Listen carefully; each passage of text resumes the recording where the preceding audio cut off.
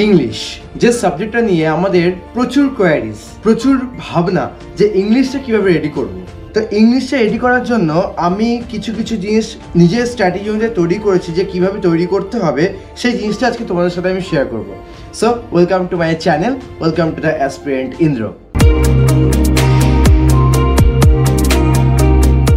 দেখো, প্রথম কথা, তোমার ছোট থেকে যদি ইংলিশে বেস তৈরি হয়ে না থাকে তাহলে কিন্তু এখন তোমার ক্ষেত্রে একেবারে রাইটিং পার্ট বা ইংলিশটা ধরা কিন্তু একটু চাপের হয়ে যাবে। একদম ছোট থেকে নাউন, প্রোনাউন, ভার্ব, অ্যাডভার্ব, এই জিনিসগুলো, প্রিপোজিশন, তো এইগুলো অনেকের চর্চা থাকে না বা অনেকে বেসটা ভালো করে স্ট্রং থাকে না বা ছোটবেলায় ভালো করে গাইডেন্সের অভাবে অনেকে শেখেনি।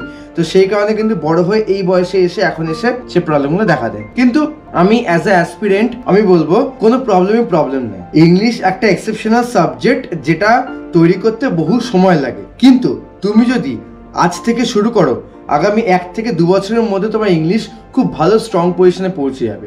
এটুকু আমি কথা দিচ্ছি, যদি ডেইলি বেসে ইংলিশটা প্র্যাকটিস করো। কারণ ইংলিশ এমন একটা সাবজেক্ট যেটা ভালোবেসে পড়তে হবে। ওই উপর পড়লাম জাস্ট পরীক্ষা কমন পাওয়ার জন্য, তাহলে ইংলিশ পাওয়া যাবে না। এটা আমিও ভুক্তভোগী। এভাবে ইংলিশ রেডি করে আমি অনেক নেগেটিভ যায় আমার এই ইংলিশের জন্য। তো সেই জায়গা থেকে দাঁড়িয়ে আমি ভাবলাম যে না, এইভাবে তৈরি করা যাবে না। আর ইংলিশে এত ভুল যাচ্ছে যে কারণে আমি পরীক্ষায় চান্স পাওয়া বা যে কোনো পরীক্ষায় চান্স পাওয়াটা খুব চাপ হয়ে দাঁড়াচ্ছে। তো সেক্ষেত্রে আমি ডিসাইড করলাম না, ইংলিশটা আমাকে ভালো করে প্রথম থেকে একটু শুরু করতে হবে। দেখো, ছোটবেলায় আমি মোটামুটি ভালোই গাইডেন্সে শিখেছিলাম, কিন্তু প্র্যাকটিসে হবে যেটুকু ভুলে যাই আর কি।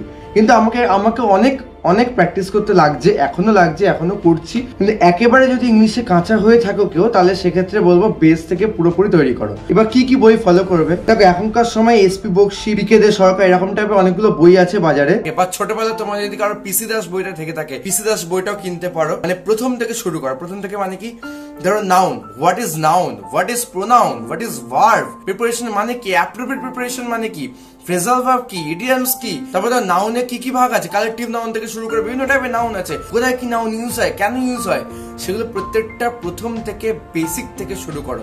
তারপরে তো আছে ভয়েস চেঞ্জ, ন্যারেশন, এগুলো তো আছেই। জিনিসটা ভালো করে বোঝো যে একটা ধরো সেন্টেন্স হচ্ছে, যে ওয়ার্ড গুলো রয়েছে সেখানে ওয়ার্ড গুলো কেন ইউজ হচ্ছে, ওখানে কেন প্রিপারেশনটা বসছে, ওখানে এই ভার্বটা কেন ইউজ হচ্ছে, ভার্বটা ভালো করে বুঝতে শিখতে হবে। কারণ এখানে অনেক পরীক্ষাতে অনেক এরর কারেকশন নিয়ে অনেক কোশ্চেন দেয়, এগুলো খুব ভালো করে বুঝতে লাগবে। তো প্রত্যেকটা পদে বা প্রত্যেকটা লাইন ভালো করে ফলো করতে হবে। ধরো তুমি একটা কোথা থেকে আর্টিকেল পড়ছো, নিউজ পেপার থেকে বা যেখান থেকে হোক না কেন, একটা কোনো আর্টিকেল পড়ছো, সেই আর্টিকেলটা ভালো করে পড়ে দেখো যেখানে কি জিনিস ইউজ হচ্ছে। তারপর ক্লজের ব্যাপার রয়েছে, প্রিন্সিপাল ক্লজ রয়েছে, সাবঅর্ডিনেট ক্লজ রয়েছে, কোথায় ক্লজ কি, ক্লজ কোথায় ইউজ হয়, কেন ইউজ হয়, সমস্ত কিছু তোমাদের জানতে হবে। কারণ এগুলো বেসিক থেকে তৈরি না করলে না ব্যাপারটা হবে না। কারণ অন্যান্য সাবজেক্ট, হিস্ট্রি তুমি পড়ছো, একটা ব্যাটল অফ প্লেসি বা পলাশির যুদ্ধ তুমি পড়ছো, সেখানে তুমি একটা ভালো করে স্টাডি করে নিলে, জিনিসটা মাথায় ঢুকিয়ে নিলে, ঠিক আছে, ব্যাটল অফ প্লেসি বা পলাশির যুদ্ধ মাথায় ঢুকে গেল। ইংলিশ কিন্তু সেরকম না, ইংলিশটা ভালো করে স্টাডি করতে লাগবে। মানে ইংলিশটা তোমার, মানে আমি যে তোমাদের বলি যে ইংলিশটা ঠিক আছে পরীক্ষার জন্য যেটুকু দেখা সেটুকু পড়ে চলি, ওই কয়েকটা ইডিয়ামস ফ্রেজ মুখস্থ করে যাও, কয়েকটা অ্যাপ্রোপ্রিয়েট প্রিপারেশন মুখস্থ করে যাও, আর কয়েকটা সিনোনিম অ্যান্টোনিম পড়ে যাও, মুখস্থ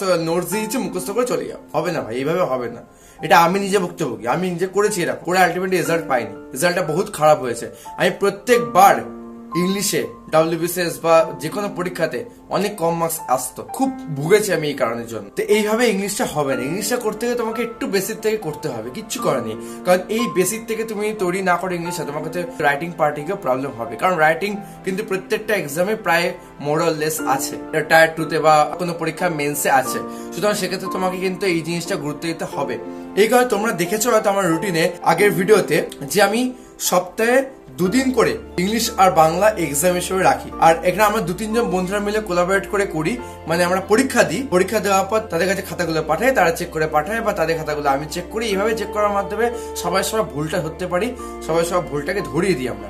তো এইভাবে 2-3 জন করে আমরা প্র্যাকটিস করি যাতে একটু হলেও ডেভেলপ হয়। তোমরা সপ্তাহ বেসিসে ইংলিশ আর বাংলা রাইটিং পার্টটা তো রাখবেই, তার সাথে তোমরা দেখেছো আমার রুটিনে যে প্রত্যেকদিন ইংলিশ সকালে 1/2 ঘন্টা অথবা 1 ঘন্টা করে ইংলিশ রাখা আছে। মানে কি, বেসিক জিনিসগুলোকে ভালো করে স্টাডি করা। আমি জানি বলে সেগুলো ভালো মতো অত গুরুত্ব দেবো না, উপর পড়ে বেরিয়ে যাবো বা থাকবো, পড়তে লাগবে না, এটা সব থেকে বড় গাফিলতি। মানে এই অহংকার হচ্ছে মানুষের পতনের কারণ। আবার আরেকটা জিনিসও ঘটে, যে একটু ভালো ইংলিশের ফ্লুয়েন্সি খুব ভালো, যে ভালো ইংলিশ বলতে পারে, যারা ছোটবেলা থেকে ইংলিশ ব্যাকগ্রাউন্ড, আমার মতো বেঙ্গলি ব্যাকগ্রাউন্ডের ছেলেদের ক্ষেত্রে একটুখানি প্রবলেম হয় ইংলিশটা কোনো কিছু পড়তে, একটুখানি বুঝতে প্রবলেম হতো প্রথম।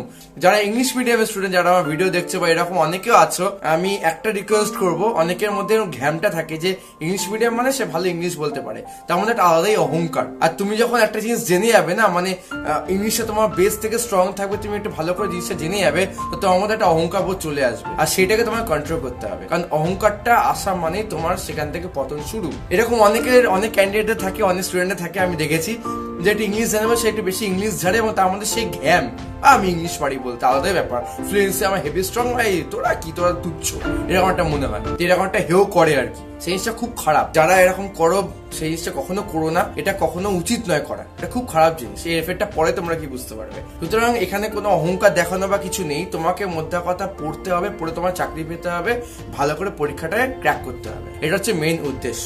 আমাদেরকে কাউকে ঘ্যাম দেখানো বা অহংকার দেখানো কোনো উদ্দেশ্য বা কারণ নেই। তো রাইটিং এর পার্টটা আমি একটুখানি বলছি। রাইটিং এ মেইনলি আমি গুরুত্ব দিচ্ছি রিপোর্ট রাইটিং, প্রেসি রাইটিং আর ট্রান্সলেশন। রিপোর্টের ক্ষেত্রে ধরো একটা টপিক তোমাকে দিল, টপিক দিল একটা আমাদের রাজ্যের মুখ্যমন্ত্রী নারীদের জন্য কিছু প্রকল্প নিয়ে এসছে, তার ইমপ্লিমেন্টেশন ঘটবে, সেটা নিয়ে একটা ইংলিশে রিপোর্ট রাইটিং লিখতে বললাম। তোমাকে সেই জিনিসটা কিভাবে তৈরি করতে হবে বা তুমি কিভাবে লিখবে, প্রথমে যেমন ফরম্যাট থাকে সেগুলো তো জানোই, তবে রিপোর্ট রাইটিং কি বলতো বা এই ট্রান্সলেশন বা রিপোর্ট রাইটিং প্রত্যেকটা জিনিসই না একটা ছাঁচে ফেলার মতো। রিপোর্টটাতে বেশি করে বা তুমি ছাঁচে ফেলে দাও, জিনিস তৈরি হয়ে যায়। প্রত্যেকটা প্যাটার্ন আছে রিপোর্টে, তোমার স্টার্টিং একটা প্যাটার্ন আছে, মিডলে একটা প্যাটার্ন আছে, লাস্টে একটা শেষ করার প্যাটার্ন রয়েছে। তো স্টার্টিং প্যাটার্নটা তোমার কিরকম হবে, প্রথমেই হচ্ছে মূল টপিকে ঢুকে যাও, মানে যে টপিকে বলেছে, ধরো নারীদের প্রকল্প নিয়ে আমাদের রাজ্যের মুখ্যমন্ত্রী কিছু একটা প্রকল্প নিয়ে আসছে বা ইমপ্লিমেন্টেশন করছে। প্রথমে তাহলে কি হবে, গতকাল প্রেস কনফারেন্সের মাধ্যমে আমাদের রাজ্যের মুখ্যমন্ত্রী নারীদের জন্য কিছু প্রকল্প নিয়ে এসছে, এই কন্যাশ্রী, রূপশ্রী, এরকম টাইপের কিছু প্রকল্পের নাম দিয়ে দিলে, দিয়ে প্রথম প্যারাটা কমপ্লিট হয়ে গেল। মানে প্রথম প্যারাটা পুরো মূল ঘটনা বা কোনো অ্যাক্সিডেন্টাল কেস লিখছো, ফের দুর্ঘটনা ঘটে গেল এই জায়গায়, এই এতজন আহত এবং এতজন আহত খবর পাওয়া গিয়েছে, এই বলে পুলিশ সূত্রে খবর, বা এই ঘটনাটা এখানে ঘটেছে, জাস্ট লোকেশনটা দিয়ে বা সূত্র থেকে আমরা জানতে পারি। তো এইভাবে দিয়ে পুরো জিনিসটাকে তুমি প্রথম লাইনটার মধ্যে তৈরি করে দিলে। সেকেন্ড প্যারা কি আসবে, বডির মধ্যে, যেটা বডি অফ দ্য রিপোর্ট বলা হয়। একটা জিনিস তুমি মাথায় রাখবে সবসময়, রিপোর্ট রাইটিং লিখছো মানে তুমি তোমার নিজে ভাব সেখানে প্রকাশ করতে পারবে না। তোমায় কি করতে হবে, অন্যরা যেটা বলছে, ধরো কোথাও একটা অ্যাক্সিডেন্ট ঘটেছে, পুলিশ কি বলছে, স্থানীয় বাসিন্দারা কি বলছে, সেই ঘটনাগুলো তুলে ধরা। আজকে কোনো একটা প্রকল্প ইমপ্লিমেন্টেশনের জন্য সরকারি আধিকারিকরা কি বলছে, আমাদের মুখ্যমন্ত্রী কি বলছে, অন্যান্য মন্ত্রীদের কি বক্তব্য, বা কে কি প্রশ্ন তুলছে, স্থানীয় বাসিন্দাদের কি বক্তব্য, সেই জিনিসগুলো তোমাদের ওই বডির মধ্যে তুলে ধরো। প্রত্যেকে কথাটা তুমি ওখানে তুলে ধরছো, এটাই তোমার হচ্ছে মেইন কথা, যে পুলিশ সূত্রে জানা গিয়েছে, এই মাধ্যমে, এই সোর্স সূত্রের খবর, এইভাবে তোমার জিনিসগুলো থাকবে। আচ্ছা, এর নিয়ে কি থাকবে, ধর প্রকল্পের ক্ষেত্রে আমি বলছি, রাজ্যে এরকম একটা প্রকল্প চালু হচ্ছে, সেক্ষেত্রে নারী শক্তির ব্যাপারটা আরো বেশি সুন্দরভাবে আগামী দিনে ঘটবে এবং নারীদের প্রতি নির্যাতনটা আরো কম হবে, এই ব্যাপারে আশাবাদী আমাদের রাজ্যের মুখ্যমন্ত্রী, বা এরকম টাইপের একটা কোনো কথা দিয়ে লাস্টে শেষ করলে।